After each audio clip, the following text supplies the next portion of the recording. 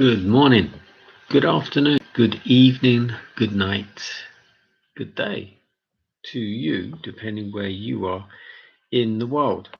We are doing a nighttime devotion. We're live in London. It is 10:25 p.m. and we're doing it live on YouTube. The devotional is called To Be Like Jesus. Today's title is God's Law is Perfect.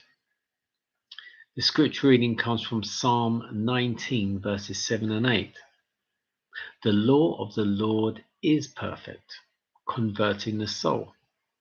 The testimony of the Lord is sure, making wise the simple. The statutes of the Lord are right, rejoicing the heart. The commandment of the Lord is pure, enlightening the eyes.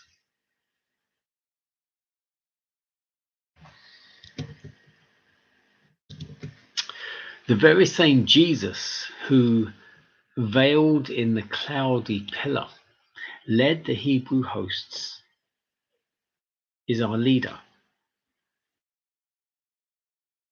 He who gave wise and righteous and good laws to Israel has spoken to us as verily as to them. Our prosperity and happiness depend upon our unwavering obedience to the law of God. Finite wisdom could not improve one precept of that holy law. Not one of those 10 precepts can be broken without disloyalty to the God of heaven.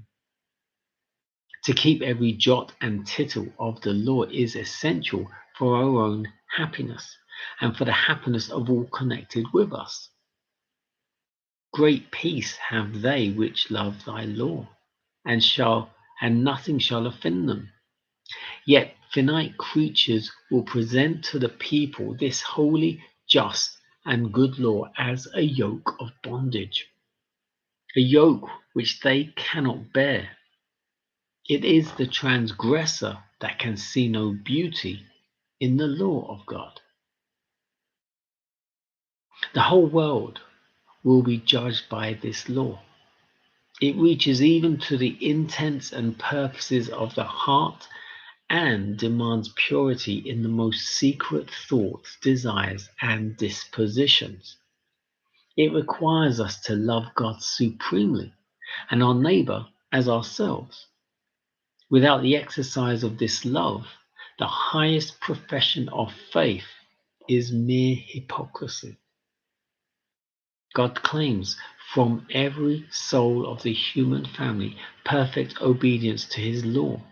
Whosoever shall keep the whole law and yet offend in one point, he is guilty of all.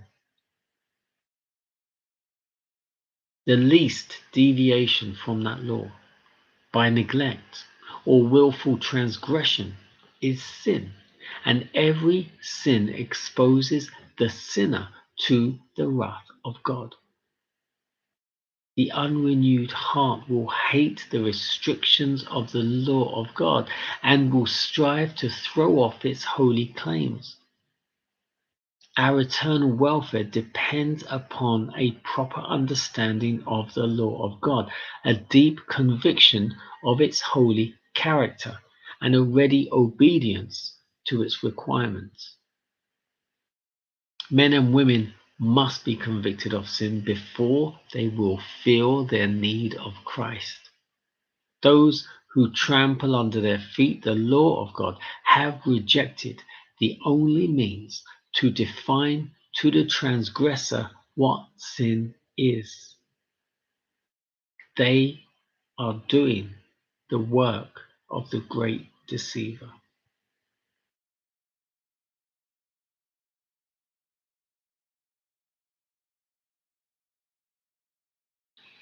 I like it where it said,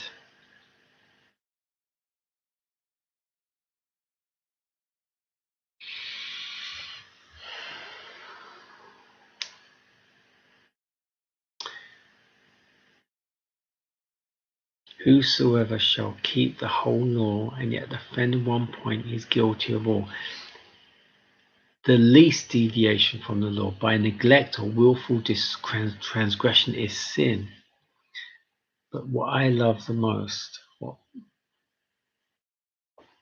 set a little something in my heart,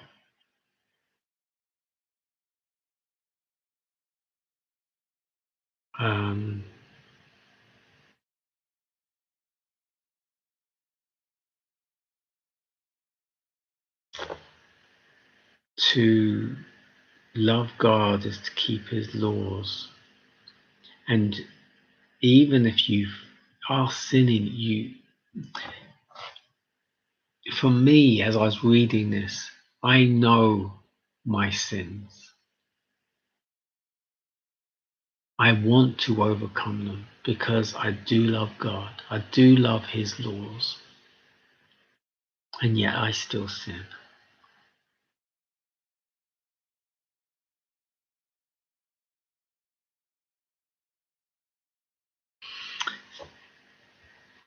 It is the transgressor that can see no beauty in the law of God. But when the time comes, before Jesus comes, the whole world will be judged by this law, and the whole world will be judged before Jesus comes. Because when Jesus comes, he will come to collect his people. So all of us, we have to be ready before he comes. So we're ready to be collected.